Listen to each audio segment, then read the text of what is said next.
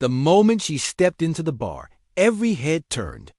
Not because she wanted attention, not because she carried herself like someone important, but because something about her presence made the room settle. No one knew her name. No one knew her past. And no one knew that before sunrise, the soldiers who decided to provoke her would be begging for answers they were never meant to know. What city are you watching from today? If this story resonated with you, hit subscribe for more real stories about extraordinary people. Her name was Elise Warren, 26, soft-spoken, calm. The kind of woman you could pass on the street and never guess the weight she carried behind her eyes. She had been stationed in a small coastal town, blending in as just another logistics assistant at the edge of a Marine Corps base. No rank patches, no medals, nothing that revealed the truth. What the world didn't see was that Elise was deep undercover. Officially, she didn't exist. Unofficially, she was part of a special forces unit so classified that half the brass didn't know it existed. Her mission was simple: gather intelligence on a smuggling ring suspected to involve military personnel. Her job required silence, observation, and absolute invisibility, and she excelled at all three. That night, after weeks of constant work, she walked into the bar hoping for a few minutes of quiet. A place to breathe. A moment when she didn't have to measure every word, but calm wasn't waiting for her there. 3 Marines were gathered near the counter, loud, restless, and already a few drinks past reason. They were known around the base as troublemakers, strong in physique, weak in character. Elise noticed them the moment she walked in, the way they scanned her, the way one leaned toward the others with a grin that hinted at a dare. She kept to herself, taking a seat at the far end. She ordered water. She didn't drink while active on mission. She didn't need anything to dull her instinct. One of the Marines stepped closer. His boots dragged slightly, the hint of arrogance dripping from each step. He towered over her, trying to make his presence unavoidable. "You lost, sweetheart?" he asked. Elise didn't react. She simply looked at him long enough for him to realize she wasn't intimidated, but not long enough to escalate him. She hoped he'd lose interest. He did in single quotes till his friend joined him, bumping her shoulder as he passed, acting as if the contact were accidental. Another approached behind her, boxing her in. She gently moved her glass aside. "I'm not looking for trouble," she said, her tone calm and steady. "That's the thing," the first Marine sneered. "Sometimes trouble finds you." One of them slapped the back of her head lightly. "A warning. A test." The bar went quiet. No one stepped in. No one wanted to challenge Marines known for pushing boundaries. Elise inhaled slowly. She had endured worse in training. Much worse. But she was here under an identity that required weakness. She couldn't break her cover. When she didn't respond, the second Marine shoved her harder. Her chair tipped slightly, her balance faltering before she caught herself. A few in the bar winced. The Marine behind her leaned, close enough that she could feel his breath on her neck. "Say something," he demanded. Elise lifted her eyes.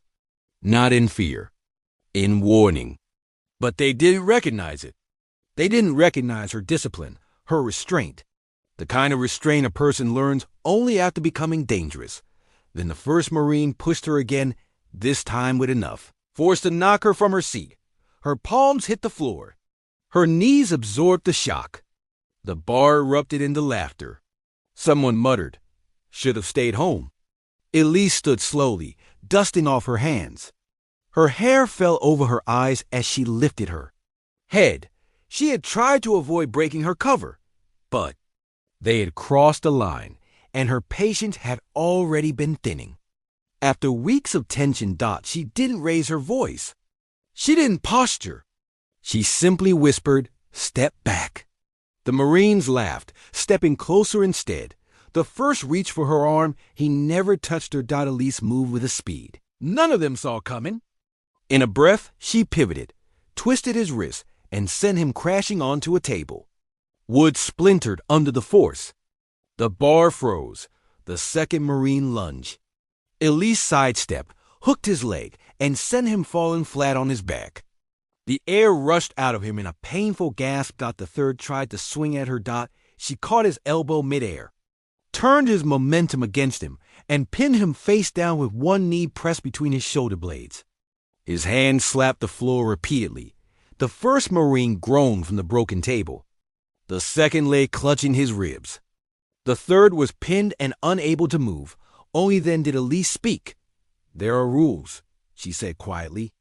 "You broke all of them." The pinned Marine choked out, "Who? Who are you?" She leaned closer. "Someone you should have respected." A senior officer in civilian clothes rushed into the bar, having heard the commotion. The moment he saw Elise, recognition flashed in his eyes. He froze, saluted instinctively, and stood at attention. The entire bar stared. The Marines did too, shocked in the stillness. "Ma'am," the officer said, "I didn't know you were here." "Lower your voice," Elise replied. "I'm still undercover." The Marines' faces turned white. The officer stepped close and whispered, "Do you want them arrested? Filed? Discharged?" Elise looked at the three soldiers she just put on the floor. Their pride was shattered. Their arrogance dissolved into fear. "No," she replied. "Let them learn from this instead."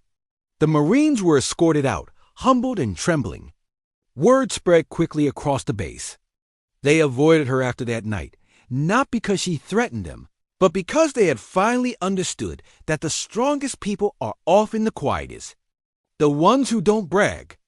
The ones who don't need to prove anything. As days passed, Elise continued her mission, her identity still hidden from most. But she carried something new, an unspoken reminder of why she chose her path. Not for recognition, not for power, but because some battles are won not by force, but by discipline. Some wars are fought inside, not outside. And sometimes, the most dangerous person in the room is the one who never wants to fight. What did this story make you feel? Where are you watching from? Subscribe to Soul Relief Stories for more real stories that heal the heart.